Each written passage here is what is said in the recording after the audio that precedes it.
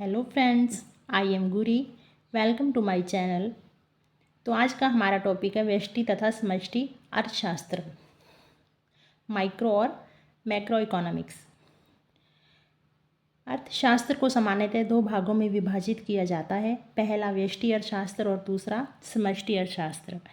Nobel पुरस्कार विजेता Ragnar फ्रिश ने सर्वप्रथम अर्थशास्त्र विषय में व्यष्टि तथा समष्टि शब्दों का प्रयोग किया। माइक्रो और मैक्रो शब्द ग्रीक भाषा के दो शब्दों से मिले हैं, माइक्रोस और मैक्रोस। माइक्रोस लघु, मैक्रोस व्यापक। व्यष्टि अर्थशास्त्र का अर्थ है वह प्रकृति। व्यष्टि अर्थशास्त्र में किसी अर्थव्यवस्था की व्यक्तिगत इकाइयों एवं छोटे समूहों की आर्थिक क्रियाओं का अध्ययन किया जाता है। इसका संबंध मुख्यतः वस्तुओं तथा साधनों की कीमतों के निर्धारण एवं साधनों के आवंटन से होता है। यहाँ पर हम परिभाषा लेते हैं बोल्डिंग की। व्यष्टि अर्थशास्त्र में विशिष्ट फर्मों, विशिष्ट परिवारों, व्यक्तिगत कीमतों, मजदूरियों, आयों, व्यक्तिगत उद्योगों तथा विशिष्ट वस्तुओं का अध्ययन किया जाता है। प्रोफेसर लर्नर के शब्दों में व्यष्टि अर्थशास्त्र में अर्थशास्त्र को माइक्रोस्कोप से देखा जाता है।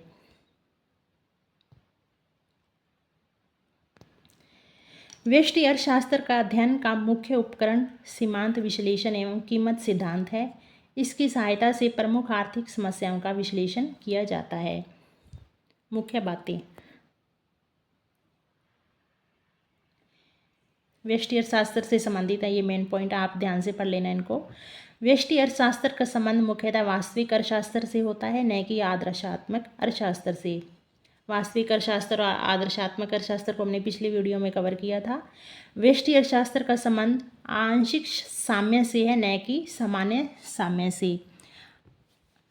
आंशिक साम्य के अंतर्गत जैसे हम व्यक्तिगत इकाइयों की आर्थिक क्रियाओं का अध्ययन करते हैं अन्य बातें समान रहने की मान्यता के आधार पर, वो हम आंशिक साम्य के अंतर्गत रखते हैं।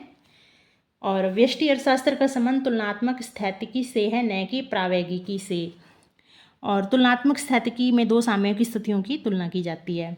तो इस प्रकार हम कह सकते हैं कि व्यष्टि अर्थशास्त्र का क्षेत्र वास्तविक अर्थशास्त्र से होता है, आंशिक साम्य से होता है और तुलनात्मक स्थैतिकी से होता है। व्यष्टि अर्थशास्त्र में एक स्वतंत्र उद्यम वाली अर्थव्यवस्था में वस्तु, सेवा एवं साधन की कीमत का निर्धारण का अध्ययन किया जाता है। इसके साथ ही साधनों के आवंटन का विश्लेषण भी किया जाता है, जिससे ज्ञात होता है कि साधनों का आवंटन कुशलता से हुआ है या नहीं।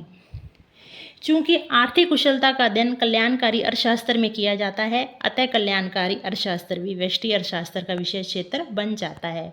यहाँ पर ये वाला पॉइंट भी मेन है। अतः कल्याणकारी अर्थशास्त्र भी व्यष्टि अर्थशास्त्र का विषय क्षेत्र बन जाता है।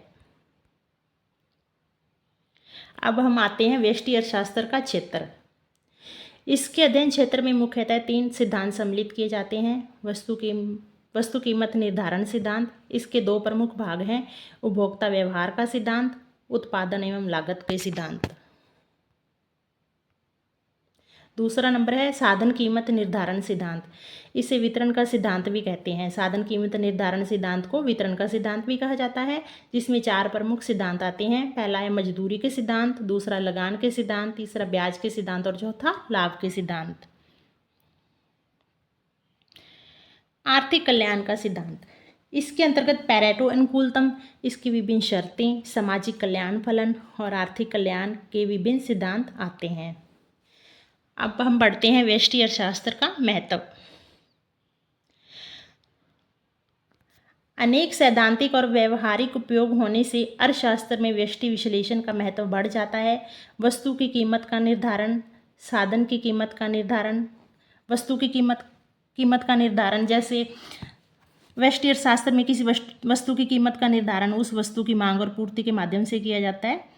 और साधन की कीमत का निर्धारण, इसके अंतर्गत जैसे उत्पादन के विभिन्न साधन होते हैं, जैसे भूमि हो गई, श्रम और पूंजी आदि को मिलने वाली कीमतों का निर्धारण भी व्यष्टि अर्थशास्त्र में साधनों की मांग और पूर्ति के माध्यम से किया जाता है।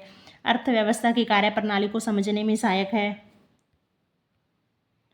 और व्यष्टि अर्थशास्त्र आर्थिक नीतियों के निर्धारण में भी सहायक है।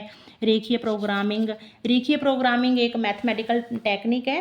व्यष्टि अर्थशास्त्र में इसका उपयोग किया जाता है, जैसे कोई लाभ को अधिकतम कैसे करना है और लागत को न्यूनतम कैसे करना है। आर्थिक कल्याण की शर्तों की जांच करने में सहायक। अब हम आते हैं व्यष्टि अर्थशास्त्र की सीमाओं पर।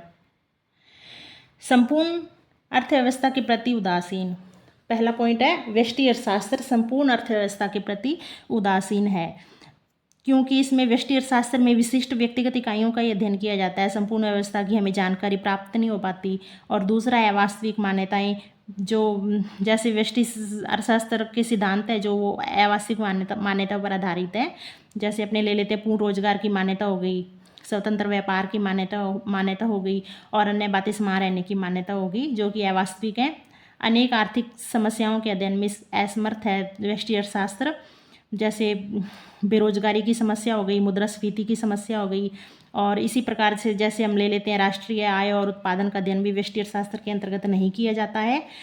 तो फिर भी इतनी सीमाएं होने के बावजूद भी जो व्यष्टि अर्थशास्त्र है वो अपना अर्थव्यवस्था में अपना योगदान देता है।